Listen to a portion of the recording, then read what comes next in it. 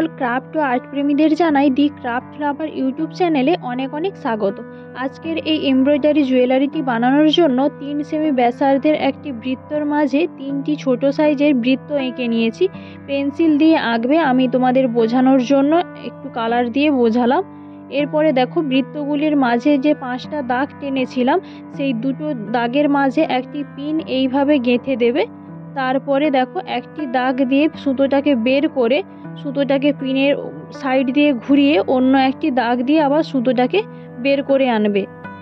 দেখো খানিকটা ত্রিভুজের মতো সাইজ এসেছে। এইবারে যে পিনটা গেঁথেছিলাম তার ঠিক ডান সাইড দিয়ে সুতোটাকে বের করে আনবো। তারপরে আবার পিনের সাইড দিয়ে সুতোটাকে এইভাবে ঘুরিয়ে নেব। এখানে দেখো 3টে সুতোর লাইন তৈরি হয়েছে।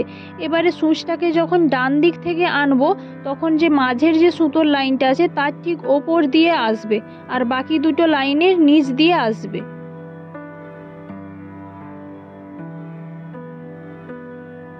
এবার যখন বাম দিক থেকে সূচটা যাবে ঠিক তার উল্টো প্রসেস হবে, মাঝের সুতোটার নিচ দিয়ে সূচটা যাবে। দেখো ঠিক এই রকম ভাবে। আবার যখন ডান দিক থেকে আসবে সূচটা একই রকম ভাবে মাঝের সুতোটার উপর দিক দিয়ে আসবে।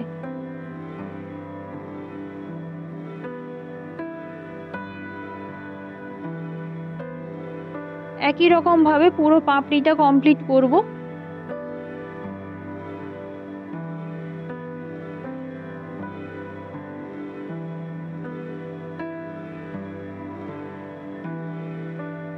বৃত্তগুলো পেন্সিল দিয়ে এঁকেছি, তার সাইজ আমি তোমাদের প্রথমে দেখিয়ে দিয়েছি, তোমরা একটু ভালোভাবে দেখে নেবে, কারণ পেন্সিলে ড্র করেছি এই জন্য হালকা দেখাচ্ছে, ঠিকঠাক বোঝা যাচ্ছে না। এবারে দেখো হয়ে যাবার পর এইভাবে মাঝখানে সুতোটাকে বের করে নেব।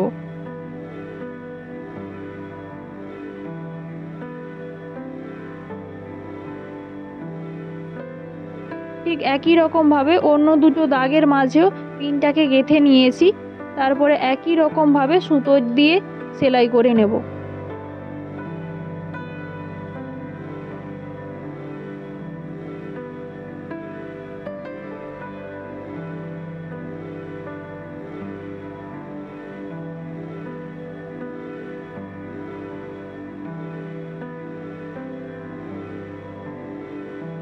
এখানে দেখো 5টা পাপড়ি আমার করা কমপ্লিট হয়ে গিয়েছে।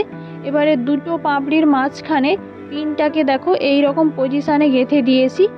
তারপরে এখানে আবার নিচের লেয়ারে আরেকটা পাপড়ি করব।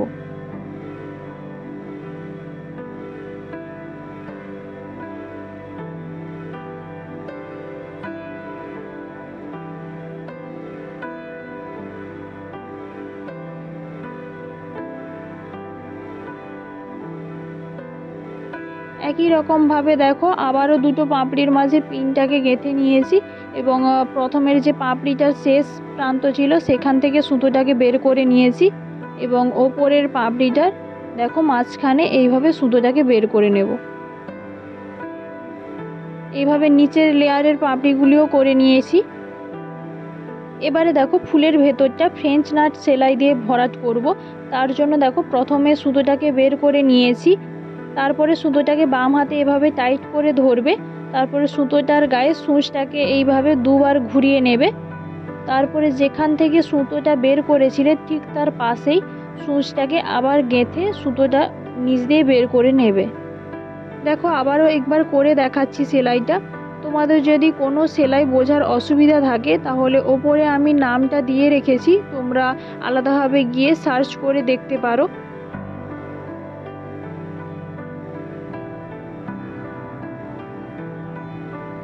দেখো ফ্রেঞ্চ নাট সেলাই দিয়ে একই রকম ভাবে পুরোটা ভরাট করে নিয়েছি। এবারে ইয়াররিংয়ের জন্য দেখো আমি এই রকম সাইজের বৃত্ত এঁকে নিয়েছিলাম, তারপরে করে নিয়েছি। এবারে লকেটের বেসের ওপরে 3টে ফুলের সাইডে আমি এই রকম পাতা কয়েকটি করেছি। তার জন্য দেখো আমি এই রকম 4 পিস সুতো নিয়েছি।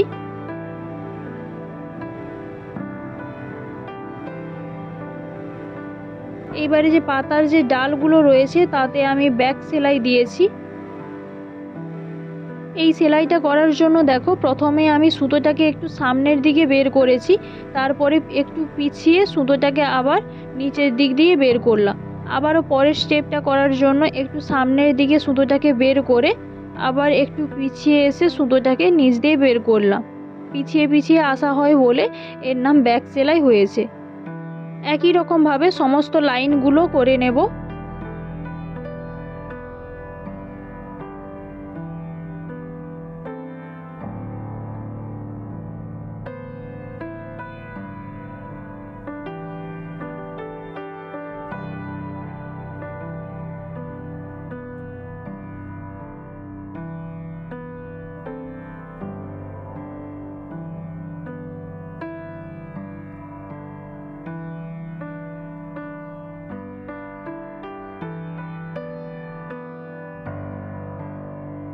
এবারে দেখো পাতাটা করার জন্য পাতাটার মাঝ বরাবর এইভাবে একটি সুতোর লাইন টেনে নিলাম।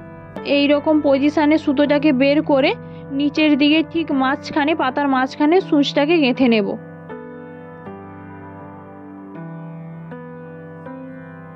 একই রকমভাবে পুরোটা ভরাট করে নেব।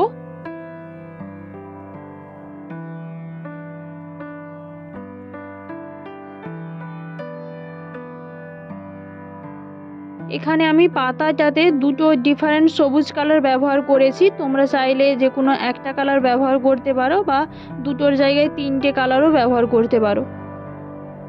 যে কোনো সেলাই করার সময় একটু কালার কম্বিনেশনটা দেখে করবে, তাহলে যে কোনো সাধারণ সেলাইও খুব ভালোভাবে ফুটে উঠবে।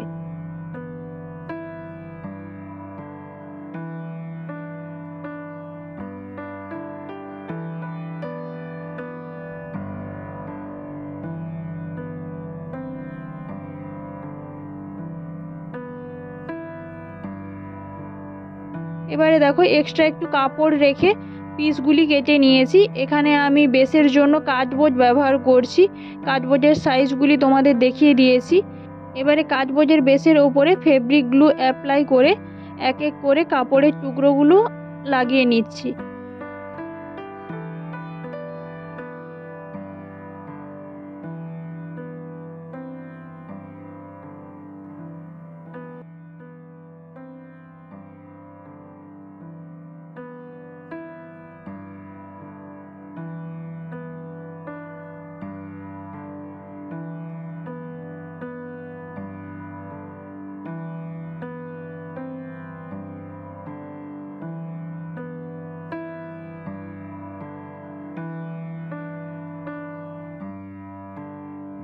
যেহেতু আমি ইয়াররিংয়ে হেডপিন ব্যবহার করি, তার জন্য কাপড় আটকানোর আগে এই রকম ফুটো করে হেডপিনটা প্রথমে লাগিয়ে নিচ্ছি। তার ওপরে ফেব্রিক গ্লু অ্যাপ্লাই করে কাপড় লাগিয়ে নেব। এখানে দেখো দুটো ইয়াররিং করা আমার কমপ্লিট হয়ে গিয়েছে এবং ইয়াররিংয়ের ব্যাক সাইডেও কাপড় লাগিয়ে নিয়েছি। এবারে দেখো একটি সুতোর টুকরো নিয়েছি, সুতোটার এক সাইডে 3 বার গাঁট দিয়ে দিচ্ছি। এরপরে সুতোটার প্রান্তে একটু গ্লু লাগিয়ে একটু গোল রাউন্ড করে নিলাম।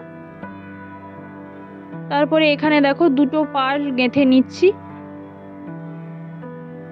এবং আর দু পিসে একটা করে পার্ল গেঁথেছি। এবারে লকেটটার ঠিক মাঝখানে এই রকম পজিশনে পুঁতি কাঠিগুলো লাগিয়ে নিচ্ছি।